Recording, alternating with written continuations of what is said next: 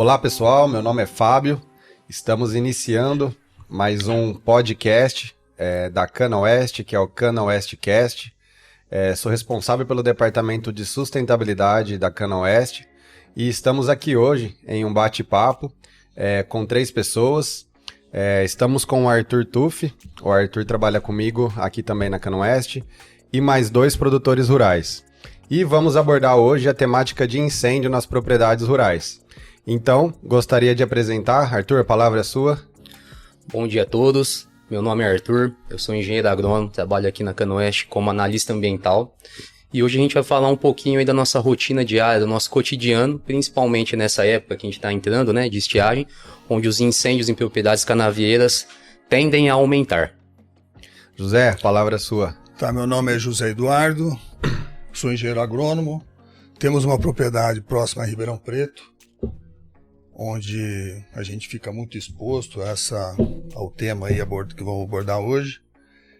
E estamos aqui para colaborar com o Fábio, com a Cana Oeste, que no meu estágio de formação de curso a gente fez aqui na Cana Oeste, com o Dr. Manuel Hortolã ainda, né, na época que ele era agrônomo aqui maneco, hein?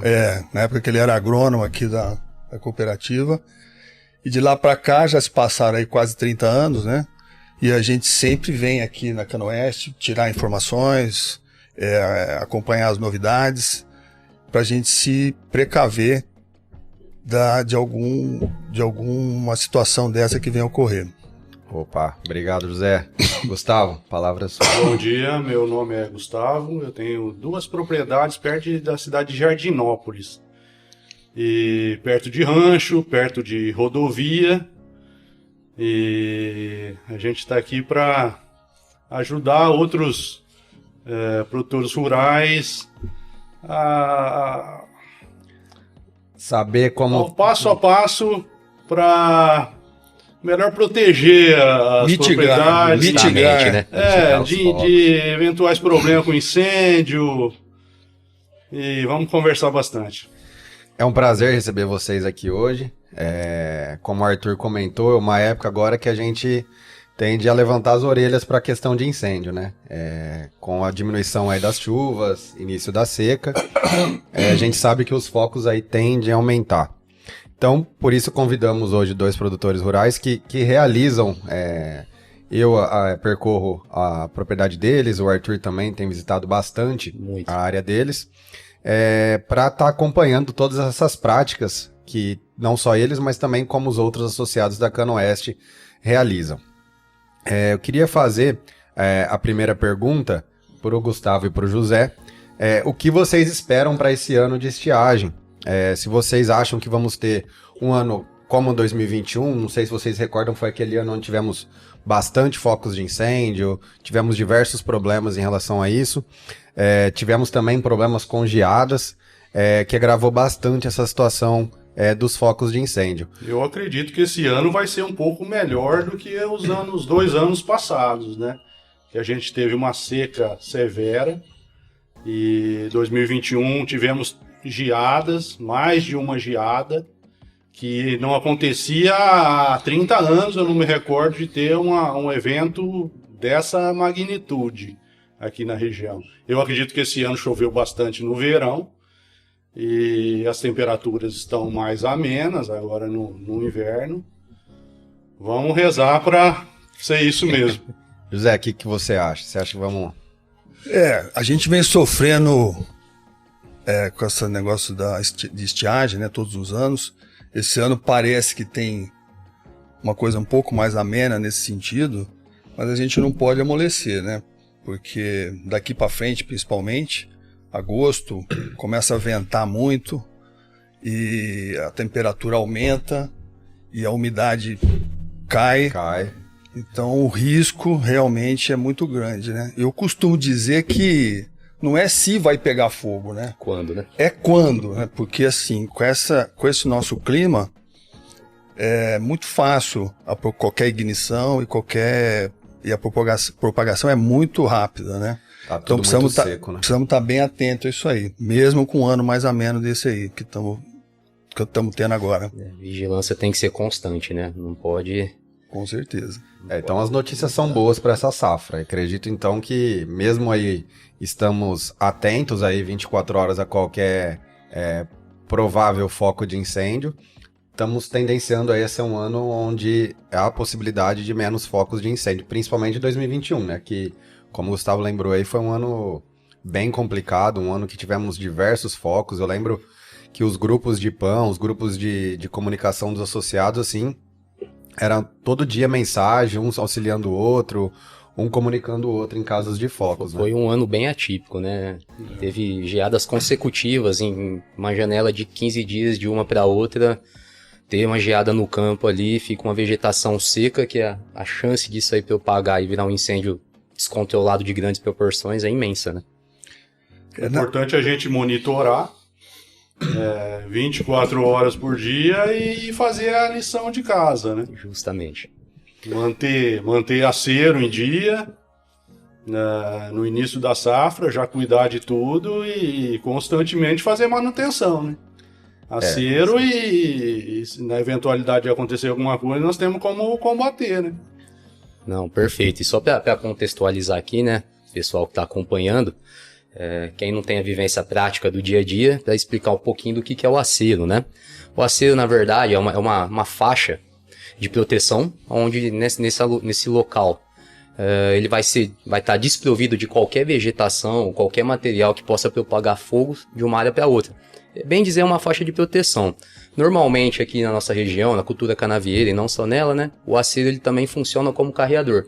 O carreador são aqueles caminhos internos que o pessoal utiliza aí para os teatros culturais, escoar a produção, assim como ele também, se ele tiver com a manutenção correta, limpo, solo exposto, sem nenhum material, nenhuma vegetação que possa propagar fogo de uma área para outra, e as larguras mínimas aí, né, previstas em lei no estado de São Paulo aí para a cultura de cana-de-açúcar, que são no mínimo 6 metros para os aceros confrontantes com áreas de vegetação e APP, e 3 metros os aceros de divisa interna, o carreador ele acaba virando um acero. Então, nem sempre o carreador é um acero, mas o acero pode ser um carreador. E o Gustavo comentou que mantém os aceros limpos. O que seria esses aceros limpos? Deixar realmente a terra exposta, a terra nua, sem nenhum tipo de resto de vegetação, alguma gramínea que possa crescer, ou às vezes pós-colheita, né, que fica aquela palhada, o palhiço de cana-de-açúcar. Ter a terra nua mesmo, nesses locais, para justamente se evitar que o fogo que possa pegar um canavial, por exemplo, pule para outras áreas, não só de cana, mas como de vegetação. É uma barreira física, onde não vai ter um material combustível que possa levar o fogo de um local para o outro. Opa, boa. E mesmo sendo boa a situação para esse ano, que, como a gente comentou agora há pouco, os associados da Canoeste, eles podem se sentir seguros? Quais serviços que a gente possui no nosso portfólio que estão à disposição dos associados aí em caso de incêndios aí, Arthur? Pensando aí no pior cenário. Com certeza, eles estão resguardados, né, pelos serviços que a Canoeste oferece.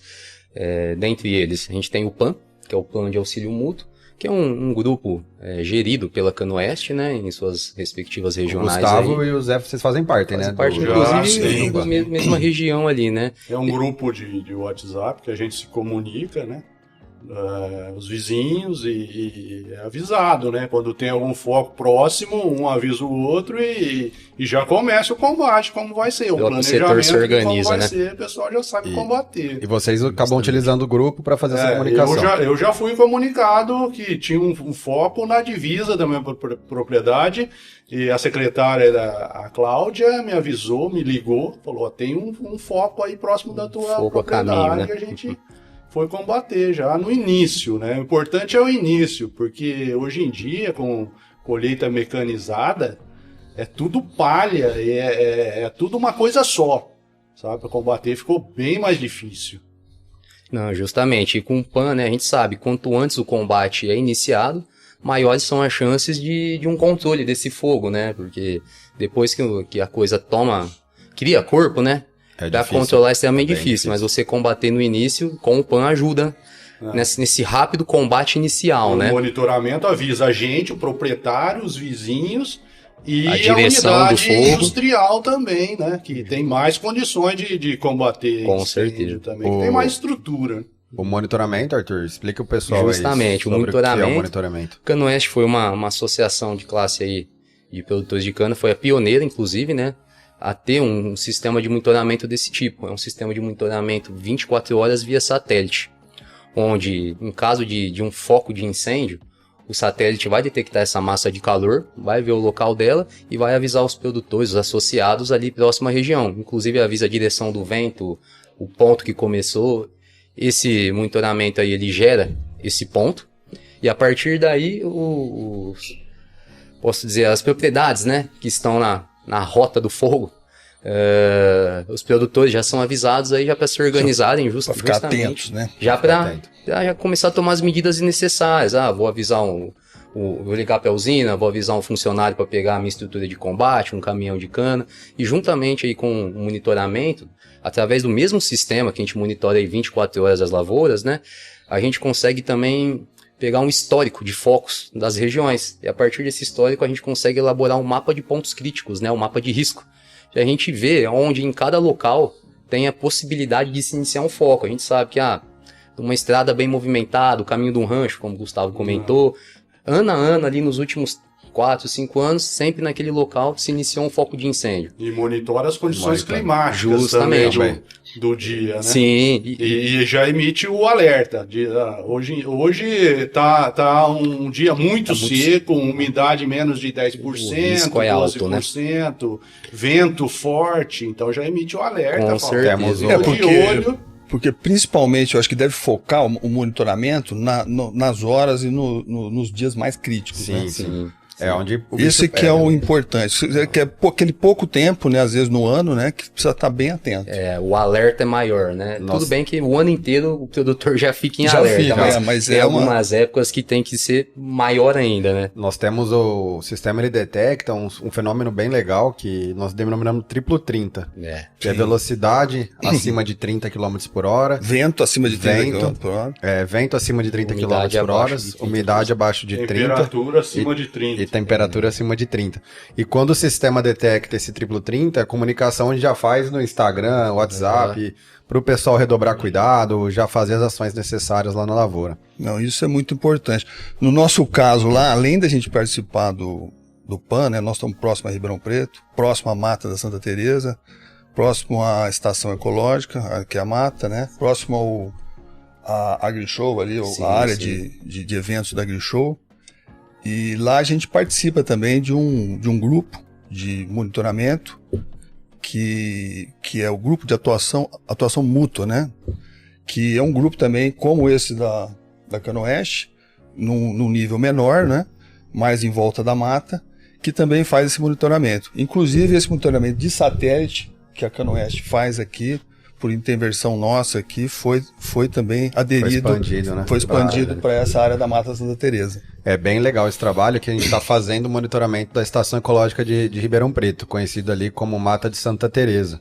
E a propriedade do Zé fica vizinha ali, né, Zé? Vizinha, direta, é uma parte vizinha, bem feita com a mata. Mandar um abraço também para a Alessandra, né? Exatamente. A Alessandra, que é a gestora ali da Mata de Santa Teresa. Brilhantemente atua ali, reunindo todo esse pessoal. Sim. Com certeza, faz um trabalho muito bom. Fizemos a parceria ali de monitorar a Mata de Santa Teresa. Então, a mata hoje ela faz parte do nosso sistema de monitoramento de satélite. Então, se também, através do Zé, o Zé que levou a ideia para lá, e depois aí a papelada a gente fez aí com a Alessandra e com o Estado. Então, hoje a gente tem esse trabalho bem legal voltado aí para monitoramento da mata. E Zé, você comentou que a propriedade fica próxima ali à mata, fica próxima ali à cidade de Ribeirão Preto. Você enfrenta muito trabalho, muito problema com essa questão aí da propriedade mesmo, estar ali muito próxima à área da cidade? O que você vê aí no dia a dia? Então, né, a nossa preocupação é constante, né? Porque ali nós estamos expostos mesmo à área urbana. E assim, dentro do que a gente faz dentro da fazenda, que é, além de produzir, né, tornar a fazenda economicamente viável, nós temos as questões trabalhistas também que temos que cuidar. Tem a questão familiar, né, que a maioria das propriedades hoje são familiares, eu mesmo toco para a família, né? E assim, uma coisa muito importante é essa atuação no meio ambiente. Cuidar dos aceros, e isso ficou parte integrante da nossa atividade. Do dia a dia mesmo. Do dia a dia, todo ano que a gente né? começa a planejar as estruturas ou fazer o planejamento para a produção, automaticamente a gente já inclui a manutenção dos aceros e as exigências que a lei aí nos imputa, né? Sim, e a sustentabilidade acho que está aí, né? Você comentou da parte econômica da propriedade, que é o viés ali da produção canavieira, das questões sociais ali, trabalhistas, tem tudo a ver com a parte social da sustentabilidade, e por fim a parte ambiental, né? Que é a preservação. Com certeza. E manutenção ali das áreas de preservação permanente, área de reserva legal. E esse trabalho de monitoramento é importante também, porque, veja bem, apesar de algum fogo inicial a gente conseguir conter ali, o pessoal que trabalha na fazenda, eles têm uma certa vivência, mas eles não estão exatamente bombeiros, né? Eles não têm, assim, essa quando o fogo, né, desenvolve muito além dos limites aí que a gente pode atuar, o monitoramento é essencial, né? Porque você, descobrindo logo no começo, você consegue conter, segurar, a maioria das vezes, da maneira atividade eficiente. de risco também. Com apagar certeza, um incêndio de grandes proporções, né? Você não vai arriscar a vida sem também o devido preparo, ninguém, é difícil. né? Vocês têm estrutura de combate? Uma pequena estrutura? O que vocês Sim, têm lá na nós temos propriedade? tanque d'água. E o que você tem, Zé? No início de um incêndio eventual, um foco, dá para apagar bem. Nós também temos um tanque acoplado no trator, né? Esses tanques graneleiros, que, olha, isso aí salvou. Para pequeno foco é muito bom, né? Não, mas isso, a gente estando lá próximo, né, da mata, a gente já apagou incêndio, já que poderia causar um dano muito grande à mata. Então, inclusive, a gente atende os vizinhos lá quando podemos, né? A gente trabalha das 7 às 4 da tarde, né? Então, assim, às vezes tem horário, a gente não fica 24 horas, né? Mas no horário que a gente está lá, tendo alguma ocorrência, assim, a gente sempre procura ajudar. Esse tanque graneleiro nosso também, né, Gustavo? Ele ajuda para abastecer os caminhões do bombeiro. Olha aí, O bombeiro não precisa ir lá no fundo, então você vai com o tratorzinho, porque a gente não tem uma capacidade muito grande de alcançar o fogo, igual os caminhões de bombeiro, então a gente auxilia também na reposição de água. Água perto também para abastecer caminhão, que nesse ano aí de 2021, que é a época que teve uma seca muito forte, estava ruim até de usina conseguir puxar água para combater incêndio. Foi um ano atípico mesmo, né? Foi bem um crítico. Complicado. Foi crítico. Até falta de água, né? Teve em reservatório. Teve. Foi um ano complicado. E mesmo vocês tendo essa estrutura, se pegar fogo, por exemplo, na propriedade do lado, vocês também ajudam a realizar o combate? Pegou fogo na mata, Zé, você ajuda? Com certeza. Gustavo, pegou no vizinho, você ajuda? Sim, já os vizinhos trabalham em conjunto, né? É um auxílio mútuo mesmo, tem que ser assim. Porque aí o prejuízo vai ser de todos, né? Não, e o setor um problema desse. Tem essa característica, né? Sempre foi muito organizado, Então, sempre ajudou o outro, né? Esse tipo de ocorrência de fogo, os vizinhos ali se unem e apagam, independente se... Jardinópolis, uma cidade pequena, ele não tem bombeiro. Então se acaba... precisar de um caminhão de bombeiros, tem que chamar em Ribeirão. Aí... Nesse ponto aí eu quero ressaltar também a atuação das usinas, né? Com certeza. Que são especialistas. Quem apaga mesmo é a usina. Quem apaga o fogo, assim, né? Nós temos da usina são bombeiros, especializados nisso, né? Tem cursos e tudo mais. Tem a Polícia Militar, os bombeiros, né? Tem o pessoal lá da mata que também está tendo uma unidade que parece que também pode apagar um fogo inicial. Ali, e usina ajuda até a combater incêndio em área urbana. Sim, pois é. Sim. Eles fazem um trabalho bem legal. Se estruturaram bastante, né? Com os anos para cá, acabou, apesar da colheita mecanizada eliminar a queimada, quando o pessoal ia lá, colocava fogo, quando não tinha ainda grandes máquinas que colhiam, o pessoal colocava fogo e era regulamentado por lei. Com o avanço aí, com o protocolo etanol mais verde, extinguiu-se as queimadas, mas ficou ainda o problema da palha no campo. Então, as usinas aí, a tecnologia chegou, grandes colhedoras aí para colher essa cana e também investiram também no sistema de combate a incêndios. Mas eu acho legal esse sistema que vocês têm, mesmo não sendo um caminhão bombeiro, grande investimento, vocês têm uma estrutura mínima aí de combate. Com certeza. E vocês ali, estando na propriedade, acredito que vocês são os primeiros ali a chegar no foco. E não, eu falo que o melhor combatente de foco de incêndio é o que chega primeiro, né? Sim. Pegou o foco, a pessoa tá lá pra pagar. Fator principal. Lá no meu caso, sempre quem vê o fogo é a usina, viu? Porque eles mantêm um ponto ali, né? estratégico visualizando 24 horas, né? Então, assim, quando você fica sabendo do fogo, a usina normalmente já está lá apagando. A usina tem uma torre também próxima lá que dá pra ter uma visão muito boa da propriedade lá. Bacana. O problema maior é quando acontece vários focos, né? Onde esses caminhões estão... Aí é aquela correria. Aí você tem que ter um pouco... Aí é aquela correria. E no seu caso, ainda próximo à cidade, né? Então, normalmente eles dão preferência lá pra gente, né? Normalmente. Aquele negócio que você tem que já se preparar para isso, né? Eventualidade, né? Se preparar para o pior. Tivemos ano de queimar colhedora, né? Investimento aí de milhões aí e acabar queimando.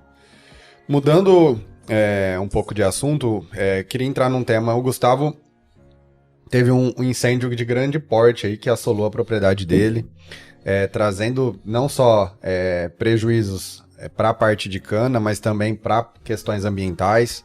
E também como forma de reparação desse dano, o Gustavo realizou um grande projeto ali na propriedade de restauração ecológica de algumas áreas ali da propriedade. Arthur, como que foi feito esse projeto? Você que conduziu aí esse projeto na propriedade do Gustavo. Nós demos todo o auxílio, né, para a elaboração e o acompanhamento desse projeto. Foi todo um projeto pautado na legislação paulista, né, que é a SMA 32, que regulamenta esses projetos de restauração ecológica no estado de São Paulo. Nós optamos ali no caso, né, depois, através de vistorias a campo e tudo mais, vimos que a área era condizente aí da realização de um plantio no espaçamento 3x2, né? 3 Quando metros foi feito, Gustavo? Você linhas. lembra o plantio? Foi Que ano? Começou em 2020, no final do ano de 2020. Foi, né? Foi. Começou a colocar... Ele ainda está em andamento. O plano é plantar mais ou menos umas 6 mil mudas de árvores. 6 mil mudas de árvores nativas. Em área de APP, 100% do área de projeto APP, são áreas de preservação áreas permanente. que estavam degradadas, alguns pontos degradados, a gente está fazendo um enriquecimento, Sim. colocando espécies nativas. Quais espécies? Ficando muito bom. Quais espécies foram plantadas? São aí espécies de Mata Atlântica, né? A região ali, ela tem uma mancha de Mata Atlântica, então a gente optou por isso aí. E foram mais de 100 espécies ali pinçadas, conforme a disponibilidade dos viveiros. São várias, varia aí de IP, a angico, paineira, a cedro, que é uma espécie que está em extinção, vulnerável aí. Embaúba tem bastante em áreas aí de várzea, né? A gente está plantando uma PP próxima a um curso d'água, a gente acaba enfrentando esse não é um problema, né? Mas é uma característica ali de solos encharcados. E está sendo um projeto bem legal. O Gustavo, ele toca o projeto muito bem. Em 2021 ele enfrentou um grande problema, né? Que as geadas não só atingiram... Numa área que ele tinha recém-plantado... mudas ainda em torno pequenas, de né? 1000 mudas. Foi. E foi esse ano que teve uma geada forte. Elas tinham mais ou menos uns 30 centímetros Deu uma de altura. castigada nas mudas, né? E elas secaram completamente. Foi. Aí nós tivemos que começar tudo novamente. Fez um bom... Mas bastante recuperou, né? Que são mudas sadias, dá né? muito trabalho, dá gasto, mas no fim é gratificante, fica bom, O resultado fica bonito. E ajuda bastante a natureza. Aparecem espécies que fazia tempo que não apareciam, Bacana. de animais, passarinho muito. É legal. É gratificante ver o resultado, né? Nós tivemos lá em 2021, que foi essa época de geadas, e assim, a geada foi bastante severa lá. Até não só plantas desse projeto acabou perecendo, teve também outras mudas Como em ali. outros. Então, assim, foi Esse bastante... plantio até rendeu uma reportagem na revista Canavieiros. Mas Foi bem matou legal. mesmo as mudas ou a muda brotou depois? Algumas voltaram. Porque muitas voltam, né? Elas voltaram, ele fez um Em torno de trabalho muito bom lá. 50% voltou. Volta, entendi. Teve lugar que a gente achou que não ia voltar porque elas estavam completamente secas. Já plantou mudou. outra muda do lado, Então, as e aí duas. agora tem duas árvores, uma do lado da outra. Mas ali tá muito bacana. Já tem a primeira área de 2020, né? Já tem mudas, né? Já, árvores, né? Tem essas mais de 10 pioneiras metros que de já altura, são que são bem altas. crescimento rápido. Assim como tem áreas ainda que foram recém-plantadas e tem tamanhos menores aí. Mas a área tá bem bacana, viu? O resultado tá sendo bem satisfatório e a gente vai atingir o objetivo de recuperar Porque esses tem uma locais. forma certa também, como o Arthur me auxiliou nisso tudo aí, que você tem que plantar as espécies pioneiras, tem que mesclar Pioneiras as e secundárias, espécies, né? justamente. Para já haver um sombreamento e as espécies pioneiras ajudarem com as outras, né? No desenvolvimento Sim. das outras mudas, né? Queria um microclima favorável, né? As pioneiras crescem, sombreiam o solo e dão condições às não pioneiras, né? Ou secundárias, tardias, iniciais, a se desenvolverem. São espécies aí que preferem se desenvolver ou à sombra ou à meia sombra. E o pessoal acha que é chegar e plantar, né? Tá tudo certo, Não, não tem é que uma comprar cultura, comida. assim, né? Só chegar e O plantar. plantio é o mais fácil. O plantio A é mais manutenção é complicada. Formiga. Mato, Formiga e invasor. mato é Aí é muito. E o clima, né? Que a gente também não controla, né? E propriedade perto de cidade também, o Zé sabe, né? Nossa. É animal, O pessoal vai descartar gente lixo que doméstico. vai pescar e Acaba fazendo aquela fogueirinha. atravessa a propriedade. Até não conversando com um policial ambiental uma vez, ele me falou, não, você tem que cercar toda a sua propriedade, colocar porteira, colocar uma corrente e um cadeado lá, não deixar ninguém entrar. Aí complica até. Mas não é, eu tenho estradas municipais que cortam Não tem minha como. propriedade, duas, Não tem como. E não até- tem como, é caminho para rancho. E até no combate a incêndio dificulta, né, cerca? Porque Não, tem é propriedade que é cercada só ali, o caminhão não tem Do que jeito que sair. o caminhão né? acessa. E não segura ninguém também, uma pessoa que chegar, se deparar com uma cerca dentro da tua propriedade, ele não vai dar meia volta e Infelizmente, vai embora ainda pra casa. Ele pessoal- vai cortar a cerca e esse pessoal ainda pode, é vingativo além de tudo. Se você não for com calma com eles, é pior. Você tem que exercer uma diplomacia. A gente tem tentado fechar lá. Mas assim, eu fecho, mas com uma tronquinha, né? Uma porteirinha. Naqueles Passo- acessos onde o pessoal costuma... Mais críticos Só ali, para né? não, fechei tudo, consegui fechar tudo. É difícil, né? Se fechar, né? sim. A nossa propriedade é pequena e tal, mas assim, o perímetro é muito grande, né? É muita área, E né? a gente não tem a recomendação dos órgãos fiscalizadores de pôr, Sim, é um dos fechar com critérios, cadeado e tal. Inclusive, Mas a gente preferiu pôr uma tronquinha simples, que o cara que for entrar, passar, como o Gustavo está dizendo aí, ele entra, passa e a gente pede para deixar fechado. Né? No Tem meu que caso, não fazer. tem jeito, tem uma estrada canavieira lá, né? ali é muito movimento. Cada, né? cada propriedade é uma Sim, situação, fechar né? Não ali, tem né? jeito. E infelizmente ainda E é o uma pessoal... sequência de propriedades, né? Sim, e o pessoal ainda que frequenta esses ranchos e tal, eles acham que a propriedade rural é terra de ninguém, que não tem dono. Pode entrar e fazer o que bem entender, O que que eu já, não vai que eu dar já em ouvi nada, uma né? vez, eu falo, aqui Vai não é de- propriedade particular, aqui é cana. Então, Não, já falaram pra mim é que a difícil, PP. né? Falaram, a PP não é de ninguém.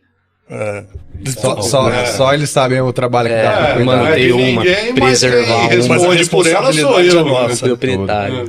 Mas uma outra, eu queria comentar, essa recomposição florestal aí, uma coisa importante, por exemplo, é mais difícil pegar fogo em mato grande, com árvore, do que você sim, deixa uma área sim. largada lá, com capim. Com braquiária, Então, se colonião, tem área sim, assim que não for ser usada para... Eu acho que tem que recompor e tem que pôr, porque fica mais difícil pegar fogo. Sim, sim, sim. O clima muda, né? O microclima, Com o Arthur certeza, comentou, com o certeza. solo muda. As árvores não tendem a secar também nessa época de Pois é. estiagem, como os capins aí exóticos secam. O capim, numa época dessa do ano, secou isso aí, vira uma pólvora, né? Então, qualquer foco, por menor que seja, atinge uma área dessa com bastante massa seca, vira um incêndio de grandes proporções. E é aí que dá os acidentes, né? Nós comentamos agora há pouco sobre. O Arthur falou dos critérios, aí depois falamos de acero, você comentou agora da propriedade cercada, que é uma das exigências. Para quem não sabe, em 2017, houve uma regulamentação de critérios objetivos, são 14 critérios, que estabelecem aí algumas regras para o produtor rural realizar boas práticas na cana, para evitar a ocorrência de incêndios, propagação de focos de incêndio e também multas em lavouras canavieiras. Então vão desde aceros aí com APPs, Combate. aceros de rodovia, aceros com vizinho, vai também a propriedade cercada, quem tem propriedade cercada ganha ponto nessa cartilha. Tem o PAN, tem o plano de prevenção a incêndios. Eu queria fazer uma pergunta para o Arthur.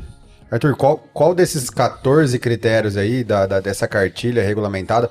Para quem está nos acompanhando, a gente vai deixar o link de acesso aí à cartilha, que direciona para o nosso site, e pode estar acessando lá a cartilha na íntegra e conhecendo um pouco mais sobre esse trabalho. Foi bom o advento da cartilha, porque regulamentou isso daí. Justamente. Né? É um guia. É um guia. Para o agente fiscalizador te autuar ou não. Porque antes da cartilha era da cabeça do fiscal. Né? Se ele achasse que você tinha que ser multado, e o próprio nome dela já Agora diz, né? normatizou isso daí. E veja só, antigamente chegava-se, autuava-se sem critério algum, e o proprietário rural tinha prejuízo dobrado, né? Porque a cana já tinha um prejuízo da queima, que já trazia prejuízo para ele da produtividade. Com o incêndio que teve lá, eu já tinha feito adubação da cana, corrigido o solo com calcário e aplicação de herbicida. Todo o trabalho foi perdido com o fogo. Quando pega fogo, perde tudo. Com fogo, isso daí zerou. E são os maiores gastos que a gente tem no ano para produzir cana. Que quase 50% do teu lucro é isso daí. É o que garante. Se você tiver que fazer duas canavial. vezes, quer dizer que esse ano você não vai ter lucro. Às vezes muita gente leiga pensa que a gente tem vantagens com fogo, com incêndio. De jeito nenhum, é um prejuízo muito grande. Depois a fazenda é invadida por planta daninha, inclusive. Você tem um incêndio. Não tem um ponto positivo, né? Acaba com o teu solo. Em relação à produtividade, também tem perca, a produtividade de cana. A questão da... Se pega fogo na... Então, a gente não ganha nada, né, pegando fogo na cana. Hoje em dia não tem, né? A gente perde a cobertura vegetal, a cobertura de palha que teria ali para segurar um pouco de umidade, né? E também, muitas das vezes, quando acontece um fogo assim, que não é programado, a cana pode ser que não esteja ainda no estágio de maturação, então não é negócio para o agricultor. A programação da usina também, exatamente. Né? Aí atrapalha toda a programação da usina, que tem que correr para te acolher. Logística da safra, da colheita. E fora a vida do canavial, né? Ele vai se tornando um canavial mais fraco. Tem uma sequência de colheita. A usina tem todo o planejamento no começo da safra. Vai colher essa propriedade, depois essa. E aí você quebra como incêndio, quebra isso. Ou seja, não traz benefício nenhum, né? Só prejuízo. Prejuízo, dor de cabeça e depois ainda as reparações que vêm aí a ocorrer. Arthur, sobre os critérios, eu te perguntei sobre quais você julga ali dos 14 o mais importante. O mais importante, inclusive, é o critério número 1 da portaria, que é justamente o acero entre área agrícola, talhão de cana, né, e áreas de vegetação nativa, seja PP, reserva, unidade de conservação. Esse critério, ele é o mais importante porque é o critério que muitas vezes vai definir se você vai ter uma autuação ou não, e não só isso, é o critério que vai proteger a vegetação nativa, sua mata, né? Vai proteger essas áreas aí de um eventual incêndio. Então, esse critério número 1, que é o acero de vegetação nativa, tem que ser levado muito a sério, principalmente na questão de manutenção desses aceros, como eu já disse, né? Manter sempre esses locais limpos. Quando a gente fala limpo, é terra exposta mesmo, terra nua, sem nenhum tipo de vegetação e com a metragem correta, que não adianta nada ele ter a metragem correta, ele pode ter 10 metros de largura, mas se ele tiver uma palha seca lá que vai passar o fogo de um local para o outro, não vai adiantar nada de ser largo. Então é sempre a metragem e a manutenção. Levar isso aí muito a sério mesmo, porque Bom, então define, o setor ele está regulamentado. Você vê que tem uma regulamentação para o setor canavieiro, que antigamente não tinha. Em 2017, a portaria passa a regulamentar esses critérios. E as boas práticas, né? E quer comentar alguma coisa? Não, eu queria falar dessa evolução, né, da planilha de nexo causal, né, que nós temos agora que antes não tinha. Mas, mesmo assim, ela ainda nos penaliza muito nessa questão do acero, viu? Porque o acero, pelo que eu entendo, vocês me corrijam aqui se estiver errado, ele é o gargalo da situação. Se você não observar o acero, praticamente as outras pontuações da planilha não são consideradas, se você não tiver o acero perfeito. Então aquilo para autuações em vegetação. Tá? Isso. Não, a cana não tem. Em vegetação. Se você atingir essa pontuação toda e esse acero for um dos critérios estiver irregular, na cana não. Você atingir os 16 pontos da portaria, não. Porém, se você atingir os 16 pontos e esse critério, esse acero estiver irregular, a vegetação que o fogo veio a danificar será autuada. Sim. Então, mas se não pegar fogo na vegetação, o acero não é o limitante da... Não, você precisa atingir os 16 pontos aí. Nos outros critérios. Isso, justamente. Independente se o acero tiver uma falha ou outra ali. Justamente. Entendido. E o setor se regulamentou com isso. Então, você vê, a gente tem parâmetros aí para estabelecer aí, para não haver focos de incêndio e também não haver multas em cana. Então, o setor se regulamentou. Nós temos problemas e sabemos, aí vocês ainda sabem melhor do que nós, que estão ali na lida todo dia, a problemática ali das faixas marginais nas estradas, rodovias. Pois muitos focos ali acabam se iniciando na beira de rodovia. Bituca de cigarro, lixo, aquela latinha que em sol muito quente acaba propagando focos. Bituca de cigarro. Bituca. Bem crítico, né? Vocês tiveram algum caso aí que Eu tive um incêndio que atingiu a propriedade que começou nas margens da Anhanguera.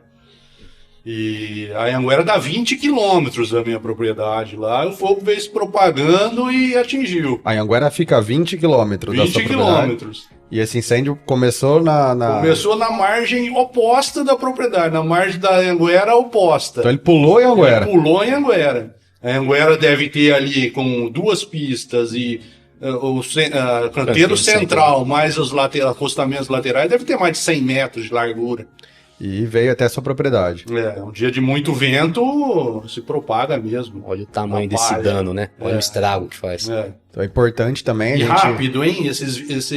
A gente teve notícia, e por isso que é importante monitoramento. Meia hora atrás estavam se falando nos grupos, pedindo para as pessoas saírem das propriedades. Estava ventando muito forte e foi feia a coisa. Em meia hora que eu tive a primeira notícia do incêndio, e meia hora depois ele chegou na minha propriedade a 20 km de distância. Caramba. Você vê que em época de estiagem e fortes ventos, ele alastra com uma facilidade muito gigante, fácil de alastrar. Incontrolável, né? E você vê a importância também da regulamentação para outros setores, igual o caso de concessionários de rodovia, darem a devida manutenção ali, principalmente nessa faixa marginal aí, as rodovias, porque ali a gente sabe que os produtores fizeram bastante a lição de casa. A gente viu, com o passar dos anos aí de 2017 para cá, uma mudança mesmo da imagem da cana, porque antigamente tinha esse acero, era comum ali na marginal da mata, para o pessoal acabar escoando produção, usava como estrada, né? Sim. E a gente vê o produtor cada vez mais atento em dar essa devida manutenção nessas áreas. Então você vê um aumento, uma diminuição até da cultura de cana, porque o pessoal acabou afastando a cana, ou seja, diminuiu até a rentabilidade, porque diminuiu a área de cana, para aumentar esse acero, para preservar principalmente a vegetação. Todo esse trabalho que é feito é tudo as nossas custas. A gente faz, tem o trabalho, o gasto. Sim, o custo da nossa propriedade. O custo é nosso, o poder público não auxilia nisso. Não, a gente dá uma conta. A gente dá uma atenção lá específica na área de divisa da fazenda, né? Porque é dali que vem o fogo, né? É difícil acontecer um fogo lá no meio da propriedade. Se inicia dentro. Então ela vem sempre de fora. E a gente começou a perceber lá também que esse monitoramento fica mais fácil quando você observa o vento, né? Sim. Porque você vai aonde o vento está soprando, que vai poder causar o maior dano. Então não adianta você ficar do outro lado, né? E isso funciona bem, viu? Porque você normalmente consegue pegar o fogo pelas costas, né? Que a gente fala, né? Eu para iniciar dentro da minha propriedade, pode acontecer, mas... muito difícil. Por ocasião... lá eu tenho problema com rituais religiosos que o pessoal vai fazer, muito próximo da cidade. Mas já teve algum incêndio que começou com vela, essas coisas assim? Usam pólvora, vela, muita vela. É bem complicado. Tem que tomar complicado, mas sempre também eu vou até o local, tem um monitoramento, quando eu sei que está acontecendo eu vou lá E sempre diplomaticamente, né? Para evitar maiores O problemas. produtor rural não pode ter inimigo nem discutir com ninguém. Bom, pessoal, o papo tá muito bom. Acho que foi bastante esclarecedora a temática de hoje, que foi incêndios em propriedade rural. Então, queria agradecer vocês por estarem aqui apoiando esse projeto, que estamos aí no 2º episódio do podcast, que é o Canoeste Cast. Então, agradeço vocês aí por aceitarem esse desafio, aceitarem o convite de estar aqui com a gente. Sei que não é fácil, aí vocês acabam deixando a propriedade para estar vindo aqui conversando com a gente. Então, agradeço vocês aí imensamente por estarem aqui. Foi muito bom. Essa forma assim de bate-papo é bem legal e é bem produtivo. Fábio, nós que agradecemos, foi muito legal a experiência, eu gostei muito, achei que foi mais fácil do que eu pensava. É um bate-papo flui, né? Foi bem gostoso. Bom, Até né? tem muito mais coisa que eu podia ter falado aqui, mas não falou. Vamos combinar com uma próxima. O tempo é curto. Então, mais Acende os episódios dois. aí, né? Gostei demais, obrigado. Fico feliz. E muito obrigado a todos aí que nos acompanharam, né? Lembrando que a Canoeste está sempre de portas abertas. O pessoal viu algum tema que gostou, que ficou com dúvida, que quer aprofundar mais, entre em contato com a gente está sempre à disposição do associado, do produtor. E é isso aí, Fábio. Vamos. Gostaria de agradecer o apoio da Empório Prime Copercana. Para quem não conhece, a Copercana construiu aqui no Supermercado 1, em Sertãozinho, um empório, onde possui diversa qualidade ali de vinho, queijos, azeites, e nos forneceu aí essa mesa aqui de café da manhã. Então, agradecer a Josi que preparou aí esse café com todo carinho. E visitem o Empório, tá bem legal, vale a pena conferir. E então, agradecendo vocês aí pela participação, agradecendo a todos que nos acompanham. Siga a gente no nosso canal, no YouTube. Acompanhe a gente também no Deezer e no Spotify. Até a próxima, pessoal.